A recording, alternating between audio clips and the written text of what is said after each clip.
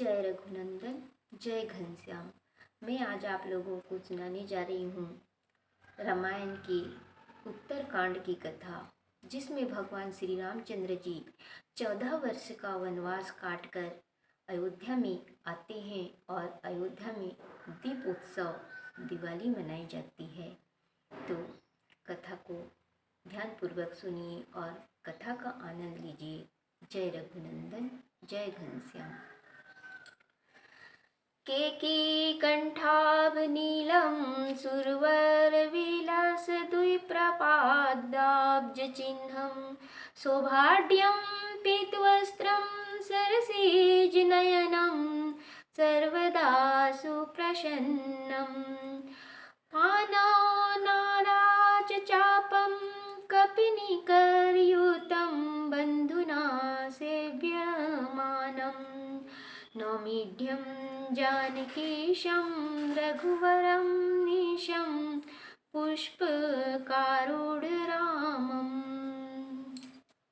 तो यहाँ तुलसीदास जी कहते हैं कि मोरकंठ की कांति के समान नीलवर्ण देवों में श्रेष्ठ ब्राह्मण के चरण कमल के चिन्ह से युक्त सुशोभित शोभा से परिपूर्ण पीतांबर धारण किए हुए कमल नेत्र भगवान श्री रघुवर सदा प्रसन्न बदन, हाथ में बाण और धनुष धारण किए हुए वानर सेना समूह सहित भाई लक्ष्मण से सेवित ऐसे जानकी जी के पति रघुकुल में श्रेष्ठ पुष्पक विमान पर विराजे श्री रामचंद्र जी को मैं नमस्कार करता हूँ।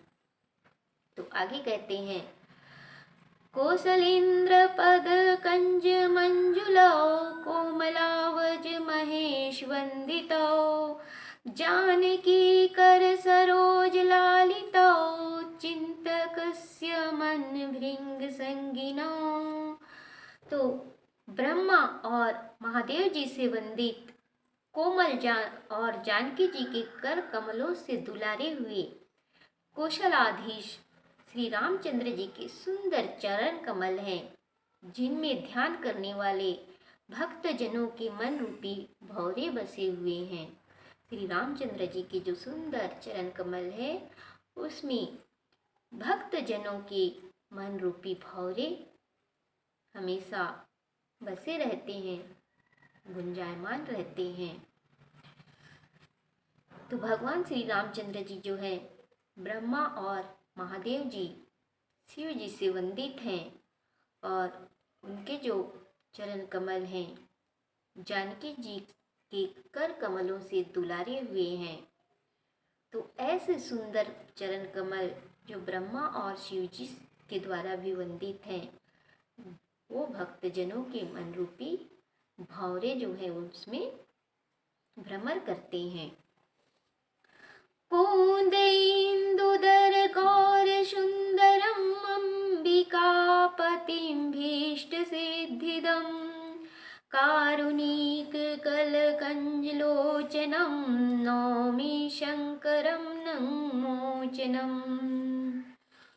तो कुंद के फूल चंद्रमा व शंख के समान सुंदर गौर शरीर वाले, इच्छा के अनुसार सिद्धि के दाता, सिद्धि के देने वाले, अर्थात जिसकी जो इच्छा हो उसी के अनुसार सिद्धि प्रदान करने वाले सुंदर कमल नयन, कामदेव को भस्म करने वाले ऐसे पार्वती जी के पति शंकर जी को मैं नमस्कार करता हूँ, जिन्होंने कामदेव को भी भस्म कर दिया है, जिनके सुंदर कमल नयन हैं और जो परम दयालु हैं। कुंद के फूल और चंद्रमा और शंख के समान सुंदर, जिनका गौर शरीर है और वे इच्छा के अनुसार सिद्धि प्रदान करने वाली हैं, ऐसे शिव जी पार्वती जी के पति श्री रामचंद्र जी के सखा स्वामी सेवक को मैं नमस्कार करता हूँ। रहा एक दीन अवधि कर अति आरत पुर लोग जहाँ तहाँ सोचहि नारी नर, कृष्ण राम वियोग। तो श्री रामचंद्र जी के वनवास की अवधि का एक ही दिन शेष रह गया है। नगर निवासी बहुत ही आतुर है कि अब एक ही दिन शेष रह गया है।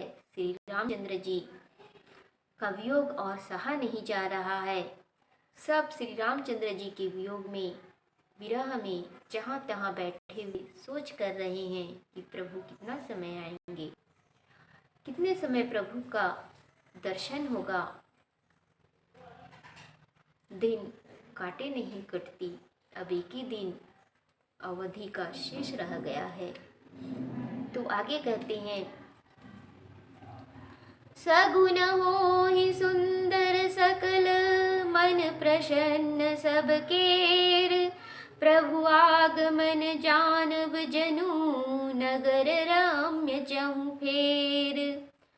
तो लोग जहाँ तहाँ बैठे सोच कर रहे थे, तभी सुंदर शकुन हुए, सबके मन प्रसन्न हुए। मन में एक प्रकार की प्रसन्नता आई, जैसे हमें कुछ खुशी मिलने वाली होती है, कुछ शुभ समाचार मिलने वाला होता है, हमारे साथ कुछ शुभ होने वाला होता है। तो उस समय हमारे मन में अपने आप एक आनंद सा छा जाता है, सभी प्रकार के शुभ शकुन होने लगते हैं। उसी प्रकार अयोध्या वासियों के साथ होने लगा। उनका मन स्वयं ही प्रसन्न होने लगा, उनके साथ सब शुभ शकुन होने लगे। नगर चारों ओर से सुहावना हो गया, मानो ये जो 3 बातें हैं वे प्रभु के आने की संकेत दे रहे हैं, सूचना दे रही है कि प्रभु आ रहे हैं। कौशल्यादि मातु सब, मन आनंद अस होई, आयु प्रभु श्री अनुज जुत, कहन चहत अब कोई। तो कौशल्या आदि जो सभी माताएं हैं, उनका मन ऐसा आनंदित हुआ कि सीता और लक्ष्मण सहित राम जी आ रहे हैं। माताओं के मन में भी ऐसा आनंद हुआ कि उनको भी अनुभव हो रहा है जैसे सीता और लक्ष्मण सहित श्री रामचंद्र जी अयोध्या में आ रहे हैं। तो ऐसा समाचार अब कोई कहने ही वाला है, कहना ही चाहता है। इस प्रकार से माताओं का मन भी आनंदित हुआ। भरत नयन भुज दक्षिण, फरकत बारहि बार, जानि सगुन मन हरस अति, लागे करन विचार। तो भरत जी की भी जो दाहिनी आँख है और दाहिनी भुजा है, फड़कने लगी है। शुभ शकुन जानकर भरत जी मन में बहुत प्रसन्न होकर विचार करने लगे कि अभी तो अवधि के मात्र एक ही दिन शेष रह गया है, प्रभु आ रहे होंगे कि नहीं। इस प्रकार से भरत जी विचार करने लगे। रहेउ एक दिन अवधि अधारा, समुझत मन दुख भयउ अपारा, कारण कवन नाथ नहीं आयु, जानी कुटिल की धाम मोहि बिसरायु। तो भरत जी सोच करने लगे कि अवधि का एक ही दिन रह गया है। तो यह समझते ही भरत जी के मन में बड़ा दुख उत्पन्न हुआ कि अवधि का भी एक ही दिन शेष रह गया है। किस कारण से रघुनाथ जी अभी तक नहीं आए? क्या मुझे कुटिल जानकर उन्होंने मेरी सुधि भुला दी है, मेरा त्याग कर दिया है, मुझे भूल गए हैं प्रभु? इस प्रकार से भरत जी सोचकर बहुत प्रकार से दुख का अनुभव कर रहे हैं। तो आगे कहते हैं, आहा धन्य लक्ष्मण बड़ भागी, राम पदार बिंदु अनुरागी, कपटी कुटिल मोहि प्रभु चीन्हा, ताते नाथ संग नहीं लीन्हा। तो भरत जी सोच कर रहे हैं, आहा लक्ष्मण जी कितना धन्य भाग्य है, कितना भाग्यवान है, किस्मत वाला है, बड़भागी है, जिसे भगवान श्री रामचंद्र जी अपने साथ ले गए। वो भगवान श्री रामचंद्र जी के चरणों के अनुरागी है, प्रभु के चरणारविंदों का प्रेमी है। धन्य है लक्ष्मण जी, जो राम जी ने उसे अपने साथ ले गए और मुझे कपटी जानकर, कुटिल जानकर मेरा त्याग कर दिया, मुझे साथ नहीं लिया। और अभी अवधि का एक ही दिन रह गया है, फिर भी प्रभु अभी तक नहीं आ रहे हैं, उनका आने का कोई समाचार नहीं मिल रहा है। इस प्रकार से सोच सोचकर भरत जी बहुत प्रकार से दुख का अनुभव कर रहे हैं, दुखी हो रहे हैं। तो आगे कहते हैं, जो करनी समुझे प्रभु मोरी, नहीं निस्तार कल्प सत कोरी। जन अवगुण प्रभु मान न काऊ, दीन बंधु अति मृदुल सुभाऊ। तो फिर भरत जी सोच रहे हैं कि जो स्वामी मेरी करतूत को समझे तो करोड़ों कल्प तक मेरा निस्तार नहीं हो सकेगा। जो प्रभु श्री रामचंद्र जी मेरी करनी को समझे तो करोड़ों कल्पों तक मेरा निस्तार नहीं होगा, मेरा उद्धार नहीं होगा, मेरी नैया पार नहीं होगी। परंतु प्रभु दीन दयालु हैं, भक्त वत्सल हैं, वे भक्तों के दोष नहीं देखते, वे परम कृपालु हैं,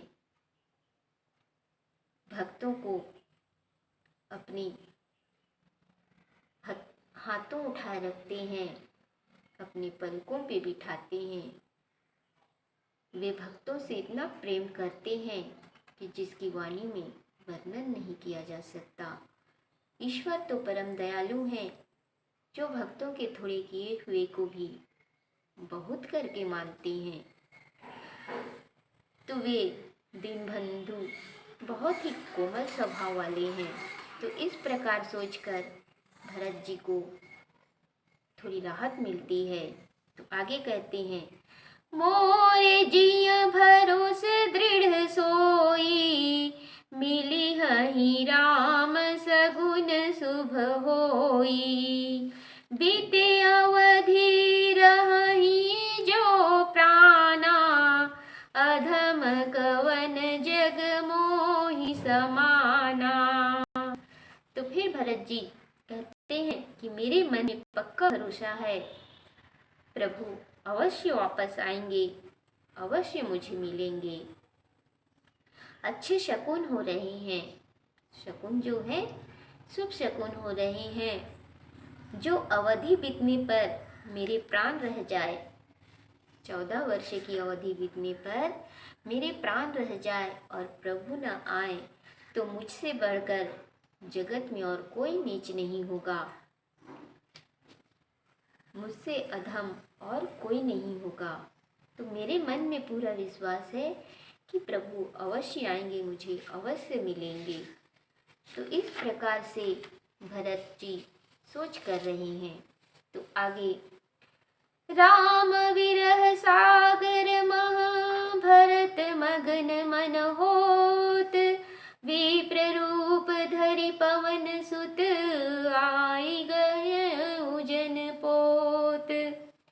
तो भरत जी सोच कर ही रहे थे, श्री रामचंद्र जी के वियोग रूपी समुद्र में भरत जी का मन डूबा ही जा रहा था कि इतने में पवन सुत हनुमान जी जो हैं ब्राह्मण का रूप धारण करके ऐसे आ गए जैसे जल में डूबते को नैया मिल गई हो। इस प्रकार से जो है उसी समय जब भरत जी सोच करते करते दुख सागर में डूब रहे थे, हनुमान जी ब्राह्मण का वेश धारण करके उनको उबारने आ गए। तो आगे, बैठे देखी कुशासन, जटा मुकुट कृस गात, राम राम रघुपति जपत, स्रवत नयन जल जात। तो हनुमान जी ब्राह्मण के वेश में आकर क्या देखते हैं कि भरत जी कुशा के आसन पर बैठे हुए हैं और सिर पर जटाओं का मुकुट है। जिस प्रकार से श्री रामचंद्र जी और लक्ष्मण जी के सिर पर जटाओं का मुकुट, उसी प्रकार भरत जी के सिर पर भी जटाओं का मुकुट है। शरीर दुबला हो रहा है और मुख से राम राम रघुनाथ जी का जाप कर रहे हैं और भरत जी के जो कमल के समान नेत्र है उससे अश्रु की धारा बही जा रही है। तो आगे कहते हैं, देखत हनुमान अति हर्षेउ, पुलक गात लोचन जल बरसेउ, मन मह बहुत भांति सुख मानी, बोले श्रवण सुधा सम बानी। तो देखते ही हनुमान जी, भरत जी को देखते ही हनुमान जी बहुत प्रसन्न हुए। हनुमान जी के शरीर के जो रोए हैं वे भरत जी की स्थिति को देखकर खड़े हो गए। हनुमान जी की भी नेत्रों से जल की धारा बहने लगी। मन में बहुत भांति से सुख मानकर फिर हनुमान जी भरत जी के कानों को अमृत के समान वाणी बोले। तो क्या वाणी बोले? जासु विरह सोचहु दिन राति, रटहु निरंतर गुण गण पाती, रघुकुल तिलक सुजन सुख दाता, आयु कुशल देव मुनि त्राता।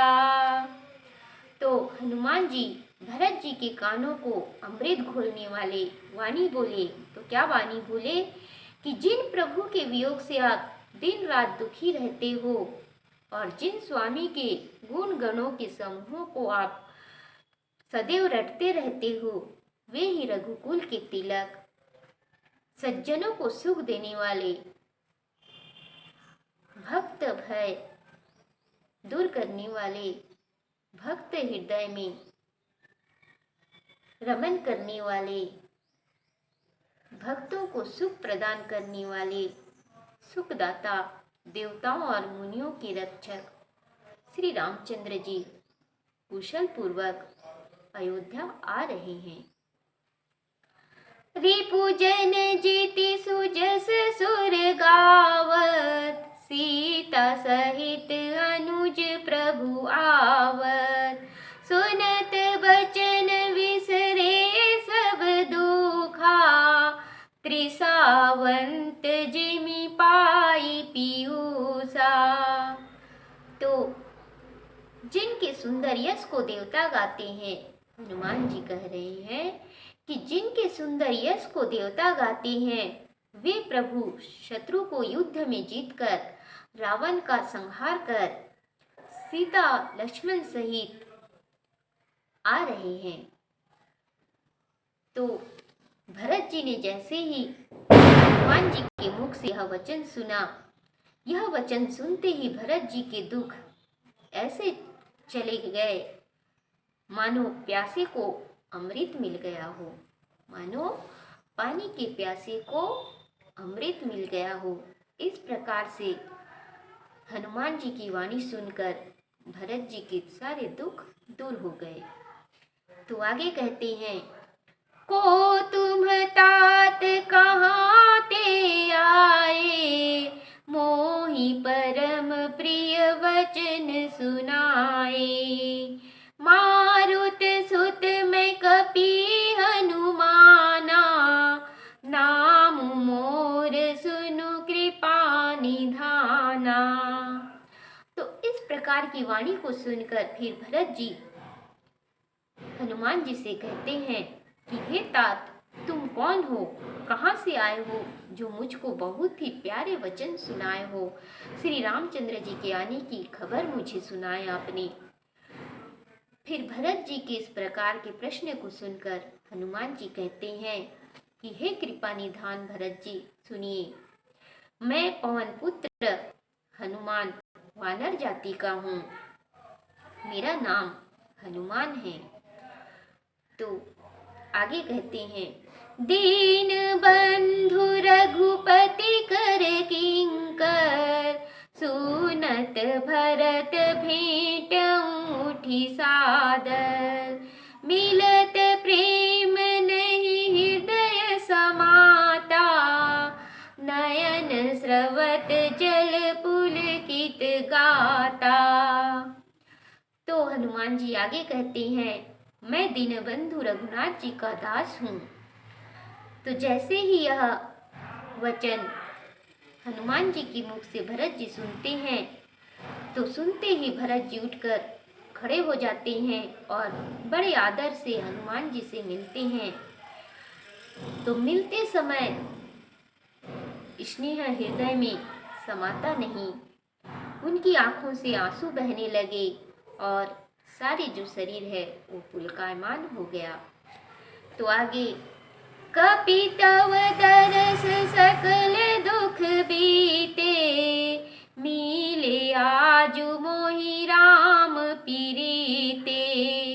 बार बार बुझी कुशलाता, तो कहूँ देऊ काह सुनु भ्राता। तो भरत जी कहते हैं, हे हनुमान जी, तुम्हारे दर्शन से मेरे सब दुख दूर हो गए। मुझे तो आप राम जी के प्यारे मिल गए। मुझे आप राम जी के प्यारे मिल गए। फिर बारंबार हनुमान जी से कुशल पूछी और फिर भरत जी बोले, हे भाई सुनो, मैं इस समय तुम्हें क्या दूं?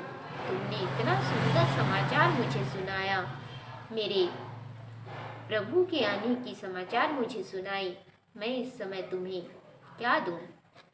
तो आगे, यही संदेश सरिस जग माही, करि विचार देखऊं कछु नाही। नाहिन तात उरिन मैं तोही, अब प्रभु चरित सुनावहु मोही। भरत जी हनुमान जी से कहते हैं कि संसार में इस संदेश के बराबर प्रभु के आने का जो संदेश तुमने मुझे सुनाया है, तो इस संसार में इस संदेश के बराबर कुछ नहीं है। तो यह मैंने विचार करके देखा है। हे तात, मैं तुमसे इस संदेश के लिए कभी उरीन नहीं हो सकता। अब मुझे रामचंद्र जी के चरित्र सुनाओ। तब हनुमंत नाई पद माथा, कहे सकल रघुपति गुण गाथा। कहूँ कपि कबहु कृपाल गोसाई, सुमिरहि मोहि दास की नाई। तब भरत जी के चरणों में मस्तक नवाकर हनुमान जी रामचंद्र जी के संपूर्ण गुणों की गाथा कहने लगे। फिर भरत जी ने पूछा, हे हनुमान कहो, दयालु रामचंद्र जी कभी मुझे याद भी करते थे, अपना दास जानकर कभी मेरा स्मरण करते थे? तो आगे, निज दास ज्यों रघुवंश भूषण, कबहु मम सुमिरन करयो। सुनि भरत वचन विनित, अति कपि पुलकितन चरणनि परयो। रघुवीर निज मुख जासु, गुण गण कहत अग जगन्नाथ जो। काहे न होय विनीत परम पुनीत, सद्गुण सिंधु सो। तो भरत जी कहते हैं कि रघुवंश भूषण श्री रामचंद्र जी ने क्या कभी मुझे अपने दास के समान समझकर याद किया है, मेरा स्मरण किया है।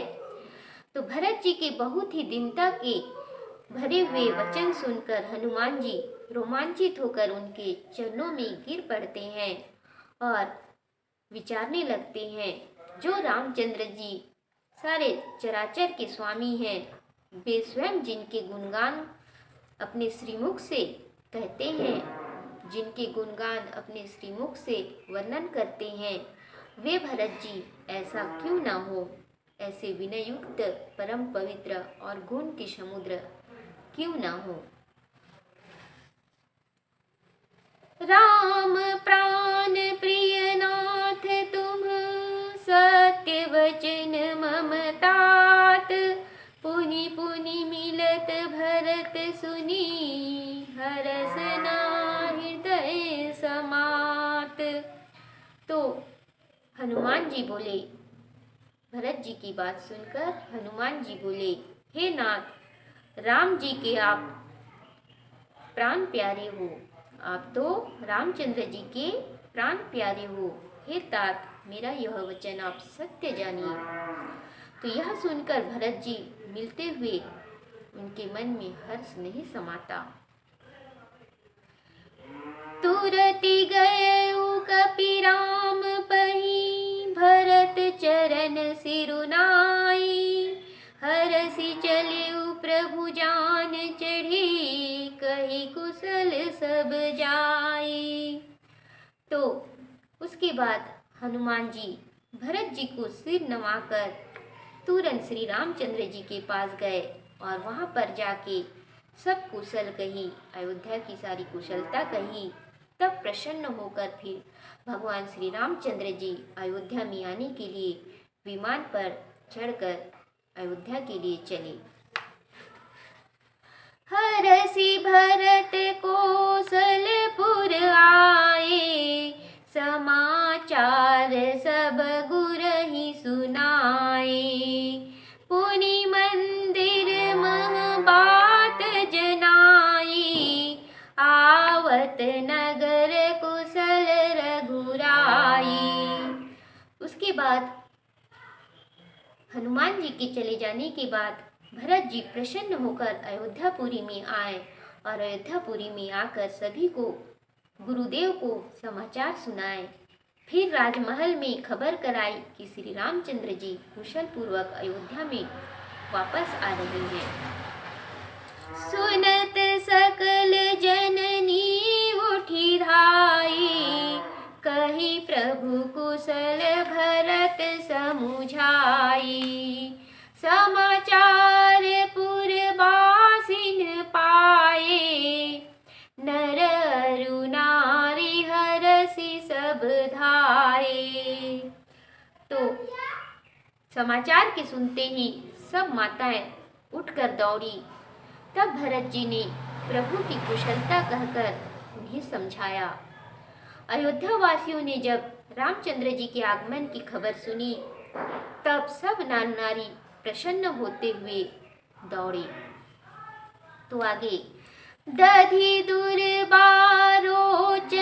फल फूला, नव तुलसी दल मंगल मूला, भरी भरी हेम थार भामिनी, गावत चली सिंधूर गामिनी। तो दही दूध गुरोचन फल फूल और मंगल की जड़ नवीन तुलसी दल आदि सोने की थाली में भर भर कर गजगामिनी स्त्रियां जो हैं गीत गाती हुई राम जी के आगमन के लिए चली। जे जैसे ही तैसे ही उठी धावही, बाल वृद्ध कह संग न लावही, एक एक न कह बुझही भाई, तुम देखे दयाल रघुराई। तो जो जिस वेश में थे वैसे ही उठकर दौड़ते हैं। बालकों और बूढ़ों को कोई अपने साथ में नहीं लेते और एक दूसरे से पूछते हैं कि तुमने श्री रामचंद्र जी को देखा है। तो इस प्रकार से अवधपुरी प्रभु आवत जानी, भई सकल शोभा कै खानी। बहई सुहावन त्रिविध समीरा, भई सरजू अति निर्मल नीरा। तो अवधपुरी जब प्रभु को आते हुए जाना, तो प्रभु को आते हुए जानकर अवधपुरी भी सब शोभाओं का स्थान हो गई। सरयू का जल बहुत ही निर्मल हो गया और तीनों प्रकार की सुहावनी वायु चलने लगी। तो आगे, हर्षित गुरु परिजन अनुज भूसुर वृंद समेत, चले भरत मन प्रेम अति सन्मुख कृपा निकेत। तो गुरु वशिष्ठ कुटुंबी शत्रुघ्न मंडली के साथ भरत जी अत्यंत प्रेम से भरे हुए मन से कृपा निधान श्री रामचंद्र जी के पास चले। बहुतक चढ़ी अटारीन निरखहि गगन विमान, देखी मधुर सुर हर्षित करहि सुमंगल गान। तो बहुत सी स्त्रियां जो है अटारियों पर चढ़ी हुई आकाश में विमान को देखती हैं और उसे देखकर प्रसन्न हो मीठे स्वर से सुंदर मंगल गीत गाती हैं। तो आगे, राकससी रघुपतिपुर सिंधु देखी हर्षान, बढ़यो कोलाहल करत जनु नारी तरंग समान। तो श्री राम रूपी पूर्ण चंद्रमा को देखकर मानो अयोध्या रूपी समुद्र हर्षित होकर कोलाहल करता हुआ उमड़ चला हो। वहाँ स्त्रियां मानो तरंग हैं। तो आज यहीं तक। जय रघुनंदन, जय घनश्याम।